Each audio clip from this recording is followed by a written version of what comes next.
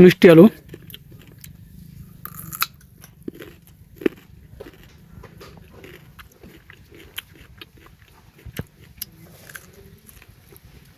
এর গাছের খোসা উপরের,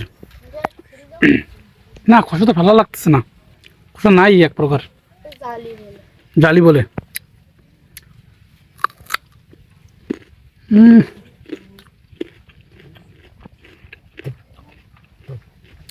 সেই টেস্ট।